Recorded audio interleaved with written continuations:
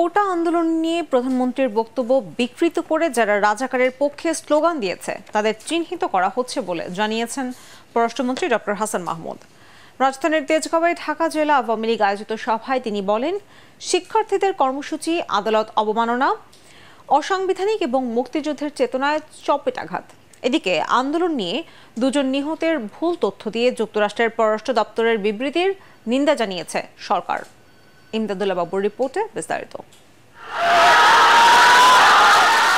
সরকারি চাকরিতে কোটা বাতিলের দাবিতে শিক্ষার্থীদের শান্তিপূর্ণ কর্মসূচি ধীরে ধীরে সহিংস হয়ে উঠছে।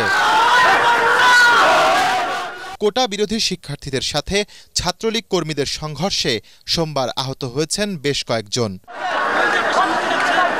ওই ঘটনায় যুক্তরাষ্ট্রের পররাষ্ট্র দপ্তরের মুখপাত্র ম্যাথিউ মিলার জানান, নিহতের ঘটনায় উদ্বিগ্ন Washington. And attacked and injured hundreds. The freedom of expression and peaceful assembly are essential building blocks of any thriving democracy, and we condemn any violence against peaceful protest. যুক্তরাষ্ট্রের এমন বক্তব্যের মঙ্গলবার তীব্র বিরোধিতা করেছে সরকার।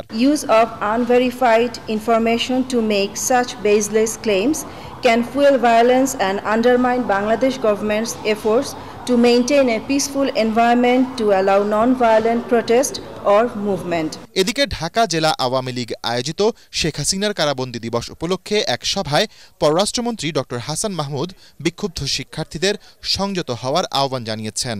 জননেত্রী শেখ হাসিনা তিনি যে বক্তব্য দিয়েছেন সেটিকে বিকৃতভাবে উপস্থাপন করা হচ্ছে।